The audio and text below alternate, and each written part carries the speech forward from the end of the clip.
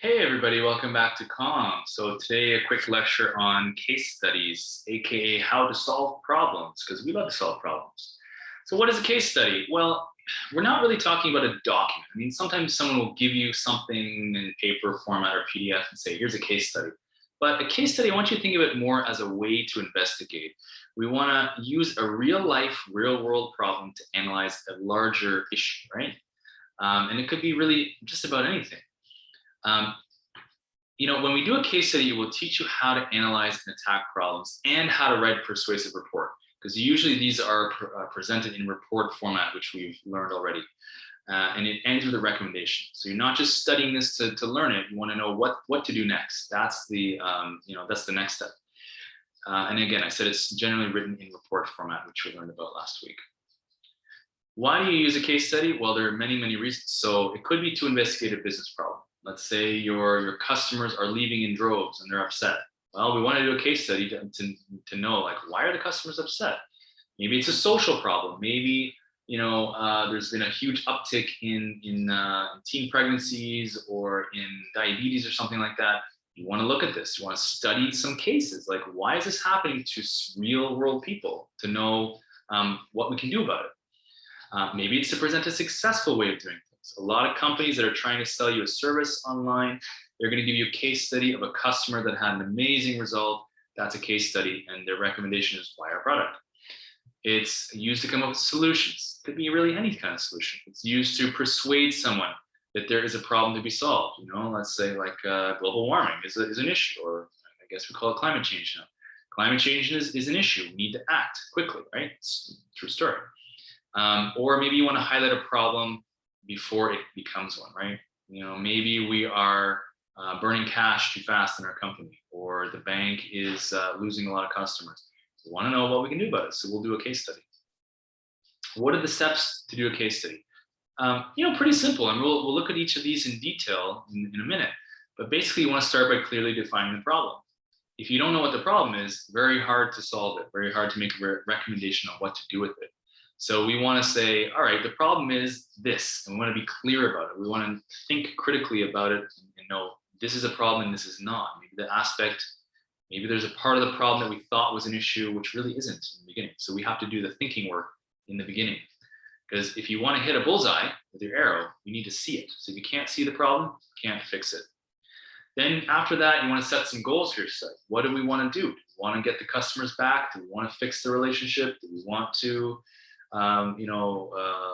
reduce the emissions of CO2 into the atmosphere? Then you want to distinguish between important and peripheral information. When you study a problem, there will be, the major problems and then the side problems. So, the major problem for climate change might be temperatures globally are rising. It's going to put the ice caps, it's going to melt the ice caps and put 1 billion people underwater, literally, right? The side effects might be, pollution. Our cities are smoggy. It's causing, upper respiratory infection, which is a serious problem, but it's probably peripheral to survival of the human race. Then you're going to choose a methodology. And that's just a fancy word to say a method of investigation. A methodology is, we're going to do a field study.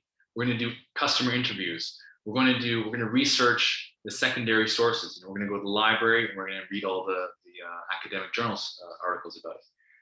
You're just going to tell people in your case study how you're going to investigate.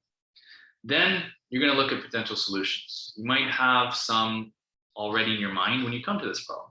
There might be some obvious ones, like maybe, stop pulling fossil fuels out of the ground.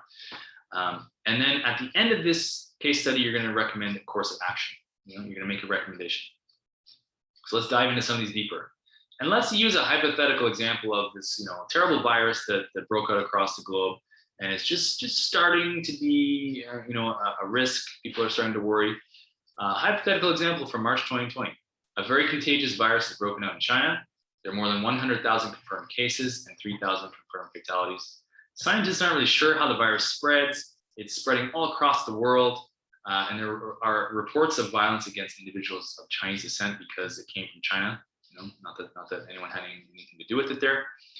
And people are beginning to panic and buy up medical equipment, toilet paper, et cetera. It's causing shortages in all areas of our society. Number two, you want to set some goals. What do we want to do here?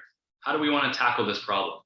Well, in researching the problem, we found out that the virus is making a lot of people sick. Duh. Therefore, one of our goals might be to stop its spread, right? Of course, not just heal the people that are getting sick, but stop it from making people sick. However, it's unclear how much of a threat it is compared to, say, the flu or car accidents, heart disease. Is this really serious virus? We didn't really know in March 2020, or the public didn't know. Probably some people did. So we want to determine first maybe how dangerous it is. That's one of our goals. We've also noticed that there's a great deal of bad information, misinformation about coronavirus, COVID-19. Still an issue, right? People still don't understand how it spreads or what it is. It was a particular challenge in the beginning of the pandemic when nobody was very clear on how it spread or how bad it was or what you can do to stop it. Remember masks? Like, should we wear a mask or should we not? That was unfortunately still is a question for people. So that would be some of our goals. Then you want to distinguish, all right, what's important, what's not. So we do a bit of initial research and we find out how many people it's killing. And, we're comparing that to other diseases like the flu, which, kills 650,000 people a year. Obviously, coronavirus has killed far more people than that now. So people are panicking. We notice that people are buying a surgical mask, hand sanitizer, toilet paper, household goods, right?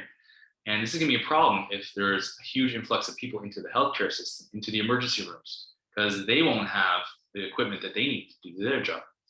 Another issue we found, Donald Trump has been tweeting like a madman about all this, unhelpful information about this. And, there's also many other celebrities that have strong opinions about the matter. Obviously, that last point would not be significant, important information. That's peripheral, right? So we kind of want to wade through all of that information and make a determination. Hey, what are the key points here? What's important? Then we choose a methodology, which, here's the official definition: a system of methods used in a particular area of study or activity. Basically, how are we going to study this problem? We can do first-person interviews of healthcare professionals, go into the hospitals, talk to doctors and nurses. We can do some lab studies of the virus. Those two bullets are probably very, very good ideas if you're dealing with a new virus. Or you can go to Twitter and say, maybe, rank the virus's hashtags by popularity. Or we could ask random strangers on the street for their opinion, which is what a lot of daytime talk shows do, or CTV or CBC or something like that. We'll go ask the person on the street. Probably those last two are not a very good methodology for investigating this problem. Then once we have a bit of our research done, we can start looking at solutions. So, all right, there have been many solutions put forward. Encourage people to wash their hands and stay home when they're sick. Seems like a no-brainer. Don't leave the house until the crisis is over. That ended up being really what happened. That's how the world handled this crisis. Hold your breath for a really long time. We'll consider it. Bathe in Purell daily. That will get expensive, right? And then you want to, once you've done your research, considered all the options, you want to recommend the best option or what you think is the best option. Give your opinion, right? You've done the research. If this case study is going to your boss, which it usually is what you do a case study for, or to your customers, tell them what you think they should do, right? You've been tasked to wade through all the information, do the research, give a recommendation. So don't be wishy-washy in your recommendation, be clear. Weigh the pros and cons, say, all right, I think we probably want to do this. So your recommendation might be, all right, panic is not productive. Good hygiene and social distancing are usually effective for combating germs and in pandemics. If the situation gets serious, which, it did, travel ban, mass quarantines might be options. We don't want to just say more research is necessary. That's not making a recommendation, that's avoiding a recommendation. So that's how you do a case study. What does it actually look like on paper? Well, generally we're using informal report format, which we learned last week, right? You want to use these 4 headings: introduction, body, conclusions, recommendation, in that order. Don't get them mixed up. And in the introduction, you just, hey, summarize what's going on here. Tell us what is the problem we're looking at, why is it important, and then, tell us what we're going to do and see in this report. The body should be the bulk of your case study. Should be probably 90% of it. You're going to give us background info. What's happening? What are the stats saying? What are the health professionals saying? The relevant facts, and the key word here is facts, not opinions. What are the important issues? Social media is spreading a lot of misinformation about this. And what are the key considerations? What do we need to think about here? What do we need to do? What are the risks? What are the opportunities? Evaluate what is working and what's not. What have we tried so far? What needs to be improved? What has failed us? And then analyze these things. Look at each piece of the issue. Give us a reason why you think things are working, things are not, what we should do, what we shouldn't do. And that's going to lead into your recommendations, right? But first, you want to talk about your conclusions. What are all the proposed solutions? Summarize again, essentially. It's another version of your introduction to conclusion. You're packaging up everything you talked about in the body, giving it to us in a concise form so we're primed to receive the recommendations. And then you go right into your recommendation section. And all of these should be headings, right? Intro, body, conclusions, recommendations. Those are headings. You can also have a heading for background info, evaluation, analysis, etc. Depends on how detailed you want to get, but use your judgment. Then end with your recommendation. We should do this, right? Choose one. Choose one, or maybe like a collection of a few to go together of how to solve the problem. So it might be, hey, we need to lock down the province. This is probably, our premier probably got a recommendation. Doug Ford got a recommendation saying, a case study saying, hey, we've got all these cases of COVID spiking across the province. We should do this, and it's probably given to him by his chief medical officer of health or something like that. Okay, so I'm going to give you a study. And basically, it is a case study. And I'd like you to read that now. Pause the lecture and take the 10 minutes to read the article. Make notes about the main point. Figure out what's the problem here. What's the actual problem? And you'll find this article. I'm going to attach it to the announcement for this week, and there'll be a website link. What's the problem here? And then what evidence is relevant if we were to conduct a case study, right? And basically, I'm asking you to weed out the important stuff from the non-important stuff. And then at the end, we want to ask, should Starbucks continue what it's doing or change? This is going to be your recommendation, right? So take 10 minutes now, pause the video, go read that article and make some notes about it. And then we'll have some questions after. Take 10 minutes now. Okay, welcome back. So here's the high-level analysis of that article. If you haven't read it, please go do it. Pause the video now. I want you to make sure you understand this. This is important. Case study was something you will use in your career at some point, or a version of it. So what were the important issues from this article? Well, I found 4. Ethics was 1. Is it right what Starbucks is doing? The second, reducing employee turnover. This is very expensive for Starbucks to train employees. How can they turn money by reducing turnover, which is just another way of saying people quitting? Optics, right? Glasses, right? Optics, your sight. How will people see this? What will it look like? How will the public see this? That's an important issue for any companies to ask, will the public hate us for this? If they do, they're going to stop buying your products. And then finally, feasibility. What is possible? Yes, money can solve all problems, but do you want to spend your entire revenue on solving this problem? Probably not, because your investors and your shareholders and your business will disappear. So is it feasible? Is it possible to do this? Is it affordable? Those are essentially the 4 main issues that we're talking about from this article. So let's look at those deeper. Ethics, we know it's subjective. There's no ultimate truth. There's no morals that are shared by everybody. As a society, we've chosen some, yes, but humans have chosen those. They don't exist outside of someone. How ethical do you want to be and why? That's a good question. Ethical does not mean legal. There are laws that are codified that if you break them, you will probably go to jail or have a fine, right? If something is legal, doesn't mean it's ethical. It's legal to cheat on your spouse. It's not ethical, in my opinion, right? An illegal solution is obviously not a good one because it can destroy your business.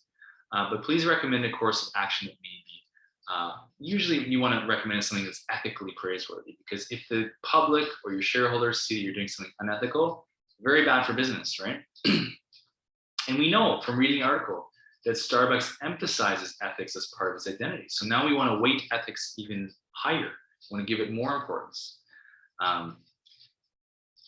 And then, we want to have at least some genuine commitment on the part of the company supporting employees' well-being. They do care about their employees. That's one of the things that they've chosen to do at Starbucks is treat their employees relatively well. Whether they're succeeding or not, that's debatable, but they're saying at least that it's important to them. So in any case study, we would want to weight that appropriately. Second issue was reducing turnover, getting fewer people to quit and having to train fewer people. That was flagged as a major problem in the article. It's very expensive. And so, of course, reducing that cost is a very good goal as long as we don't introduce new problems, right? Oftentimes you solve a problem, you create a new one. We don't want to do that. Or at least we don't want to create a worse problem. We want to create a lesser problem. And we don't want it to cost an extreme amount. So, you can start paying your employees double. That's a solution. But are you going to have any profits left over? Maybe not. The third issue is optics. How will the public or your shareholders or your employees see you, right? Will customers like what you're doing? Will employees like it? And if your employees don't like it, that's going to cause more problems with turnover, right? So likely Starbucks wants to make a good impression on their customers and their investors and their employees here. So we'd want to look at a recommendation that sort of respects that desire, right? In this case, the employees' reactions maybe matter a little bit less, but only to a point. You don't want to start losing so many employees that they all start talking smack about your company on social media and then influencing the customers that, hey, we don't want to buy Starbucks anymore. That can really hurt your reputation. And of course, we know that it's, a happy employee sticks around, right? So we want to make sure that we're considering that as well. And then finally, the issue of feasibility. Is it possible to do this? Is your solution reasonable to implement? If it's too complicated or it's too expensive or the employees won't really understand what you're doing for them, then probably it's not a feasible solution, right? We want to make sure we're not creating new problems. So that's really it for that article. What would you need to know in order to in order to conduct or produce a powerful case study on this issue? Well, you probably would want Starbucks financial performance. Are they doing well or are they not doing well? If they're not doing well, okay, we need to fix something. If they are doing well and profits are through the roof, then maybe we don't need to do anything. Maybe that sometimes the recommendation is do nothing. Would you want to look at the company documents about ethics? How are they doing with their corporate social responsibility? What's their vision? What's their mission statement? Yeah, you probably would want to look at that. You want to know what Starbucks competitors are doing? Could be handy, yes. If they are doing a better job than Starbucks, you might want to start making some changes to compete.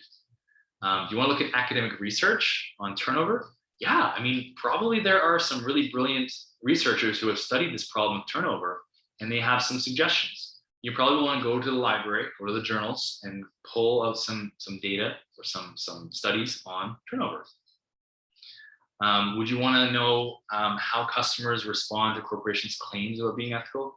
Likely, yes. All of these things would be helpful, usable data in doing a case study about this problem, right?